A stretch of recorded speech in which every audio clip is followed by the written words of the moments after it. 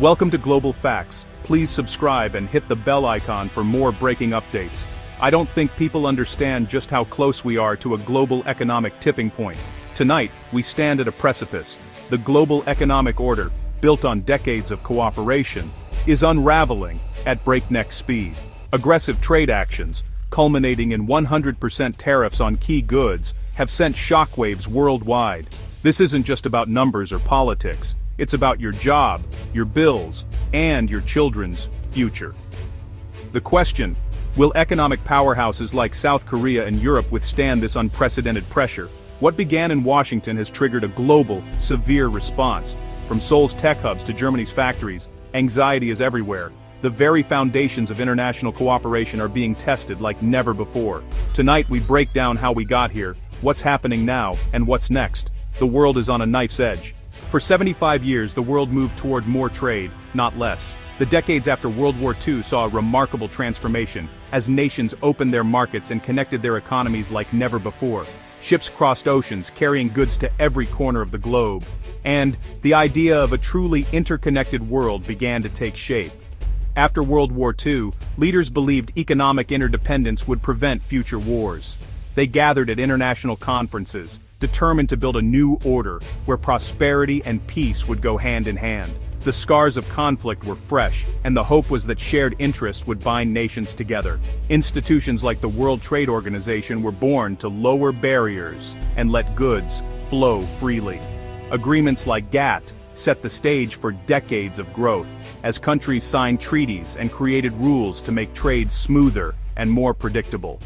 Globalization created immense wealth, complex supply chains, and lifted millions into the middle class. Cities flourished, new industries emerged, and people from different continents found themselves working together in ways that once seemed impossible. But it also created winners and losers, fueling discontent in developed nations. As factories closed and jobs moved overseas, many felt left behind by the very system that promised prosperity for all. In recent years, populism and nationalism have challenged globalization's core ideas. Political movements gained momentum, promising to restore lost jobs and reclaim national pride, often by turning inward and questioning the value of open borders. The first Trump administration signaled a shift, using tariffs as a tool to protect American industry. The message was clear: the era of unfettered trade was over, and the United States would put its own interests first, even if it meant breaking with decades of tradition. Multilateral agreements gave way to unilateral action. The spirit of cooperation that once defined global trade began to fade, replaced by suspicion and competition. Now, in October 2021, those simmering disputes have exploded, trade wars have escalated, markets are volatile, and leaders scramble to protect their economies from new shocks. The new philosophy: build walls, not bridges. Borders are tightening, and the free flow of goods and people is being replaced by barriers and restrictions. America First has forced every nation to reconsider its place in the world. Countries are rethinking alliances, redrawing economic maps, and preparing for a future where self-reliance trumps cooperation. The era of open doors is over. The age of economic fortresses has begun. The world stands at a crossroads, facing a new reality where division, not unity, shapes the global order.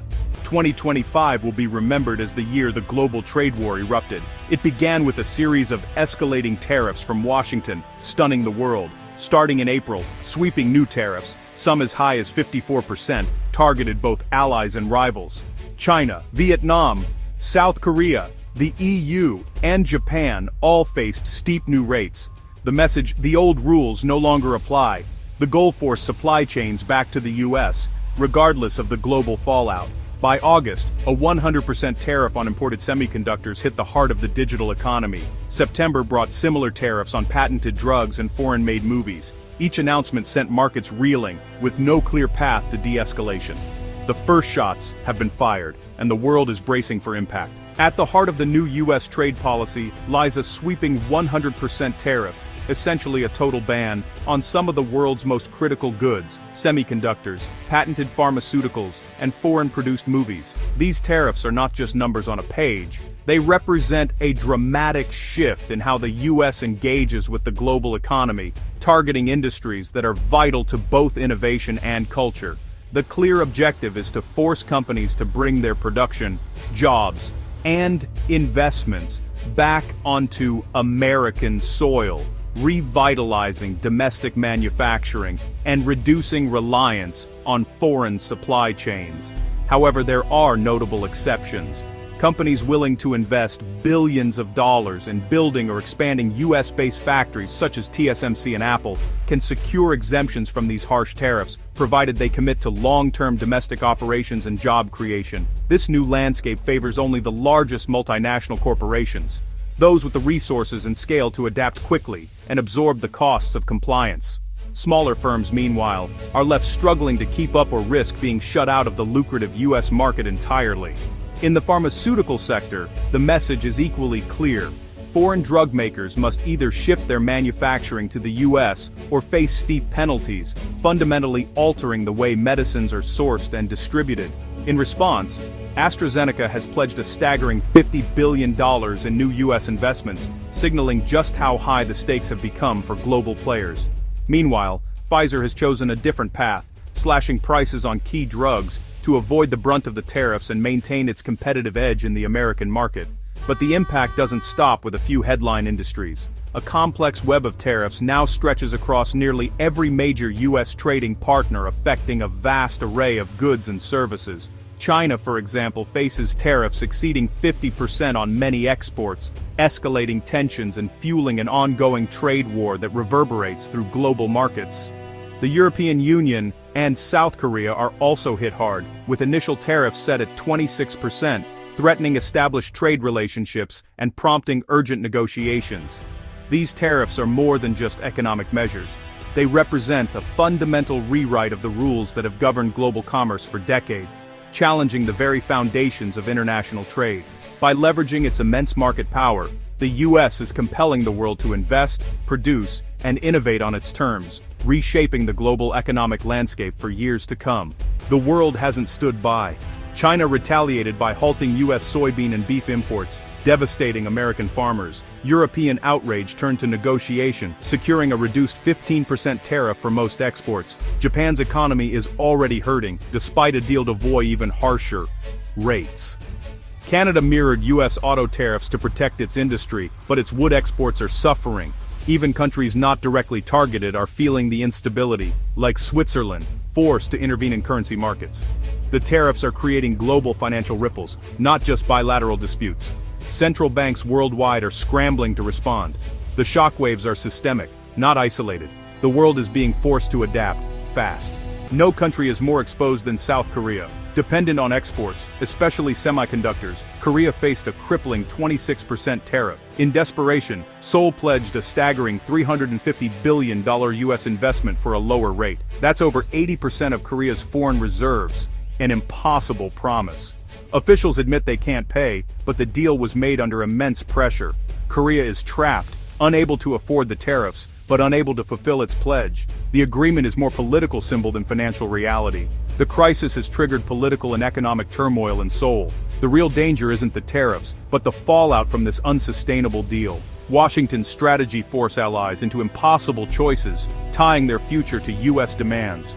The European Union responded to US tariffs with unity. Facing disaster, the EU negotiated a single 15% tariff for most exports, averting immediate collapse. But the pain is real. European goods are now pricier in the US, hurting companies like BMW and Airbus. The UK, outside the EU, faces the full force of 100% tariffs on drugs. The crisis has shattered Europe's reliance on the US as a stable partner. Leaders now talk of strategic autonomy, reducing dependence on America. The tariffs are accelerating Europe's push to strengthen its own market and seek new partners. The Union has held, but the long-term challenge is just beginning. Europe must adapt or risk years of stagnation and uncertainty.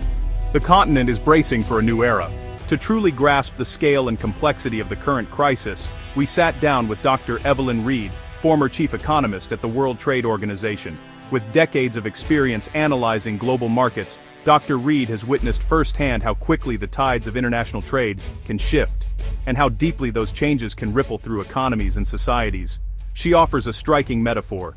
The global trading system is like a city's water pipes, quietly sustaining life and commerce. But now the US is hoarding the flow, turning off valves and redirecting streams, leaving other nations scrambling to find new sources and pathways. The result? Uncertainty and anxiety spreading across the globe.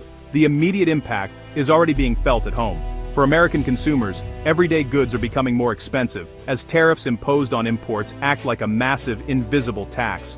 From groceries to electronics, price tags are climbing, squeezing household budgets, and fueling frustration. Meanwhile, supply chains that once spanned continents are being thrown into chaos. Companies are spending billions to reconfigure operations, reroute shipments, and secure alternative suppliers. Some factories have slowed or halted production, while others face mounting uncertainty about the future. For South Korea, the stakes are especially high. The country faces a crisis of confidence, caught between powerful trading partners and forced to make impossible choices. Business leaders worry about lost contracts, volatile markets, and the long-term impact on growth. In Europe, the pain is more subtle, but no less severe. Years of slow growth and simmering unrest have left economies vulnerable. Now the trade war threatens to deliver death by 1,000 cuts, a steady erosion of jobs, investment, and public trust. Dr. Reed warns that the world is on the verge of splitting into rival economic blocs, a US-centric sphere, a China-centric sphere, and a more independent but cautious Europe. Each will set its own rules, standards, and alliances, reshaping the global order. In this new reality, countries will be forced to choose sides, weighing economic interests against political loyalties. Old alliances may fracture, and new partnerships will emerge, often out of necessity rather than trust. The consequences are profound. The new world will be less efficient, more expensive, and fraught with risk. Businesses and consumers alike will face higher costs, slower growth, and greater uncertainty. The era of a single, interconnected global market is ending. Barriers are rising, and the free flow of goods, capital, and ideas is slowing.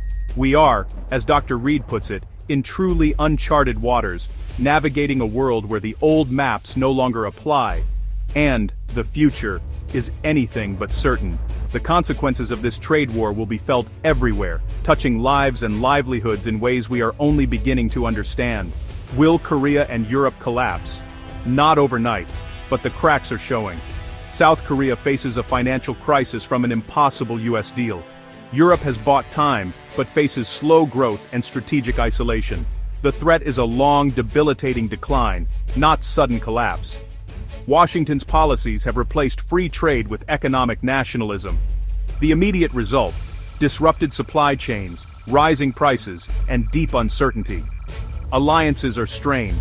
The global system is being dismantled. The aftershocks will last for years, shaping everything from your next smartphone to global politics. The world is at a crossroads. Will nations find new ways to cooperate, or retreat behind economic walls? The choices made now will define the future. The world has changed. What comes next?